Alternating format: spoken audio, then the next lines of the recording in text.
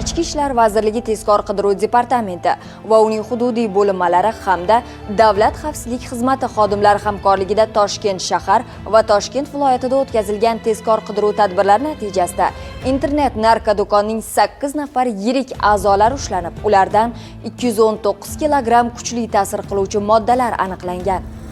Telegram ijtimoiy tarmog'ida 2023-yildan buyon giyohvandlik vositalari noqonuniy muomalasi bilan shug'ullanib kelgan Muriddinov Jaloliddin qo'lga olindi. U oilasi bilan yashayotgan ijaradagi xonadonni narko omborga aylantirib, 200 kilogrammdan ortiq pregabalin va 10 kilogrammdan ortiq tropikamid kuchli ta'sir qiluvchi dori vositalarini o'tkazish maqsadida saqlab kelgani aniqlandi. Telegram narkodo'konda yiliga 800 kilogrammgacha kuchli ta'sir qiluvchi dori vositalarini aholi orasida tarqatib kelgan hamda yashirin narkolaboratoriyalarni prekursorlar bilan ta'minlab turgan.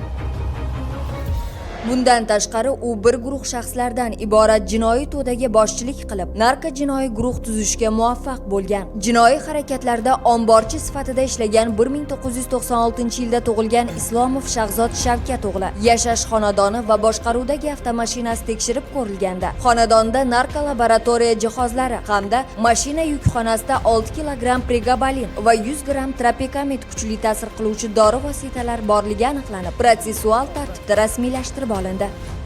1994-yilda tug'ilgan Qurbonov Asror Osim o'g'li. Uning ham vazifasi katta miqdorda kuchli ta'sir qiluvchi dori vositalarini saqlash bo'lgan. Shuningdek, jinoiy guruh yetakchisi bo'lgan Jaloliddinga mo'may daromad evaziga zakladchik sifatida ishlab kelgan Abdurasulov Ziyodulla, G'iyosov Sirojiddin va Murodov Sadriddin ismli shaxslar 2000 dan ortiq psixotrop dori vositalarini joylarga tarqatayotgan vaqtda qo'lga olindi.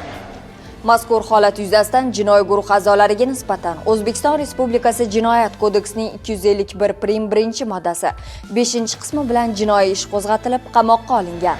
Hurmatli fuqarolar, mazkur jinoiy guruh a'zolari tomonidan sizga yoki yaqinlaringizga nisbatan noqonuniy xatti-harakatlar kuzatilgan bo'lsa, ushbu shaxslardan jabr ko'rgan fuqarolardan ichki ishlar organlariga murojaat qilishlari so'raladi. Shaxsingiz sir saqlanishi kafolatlanadi.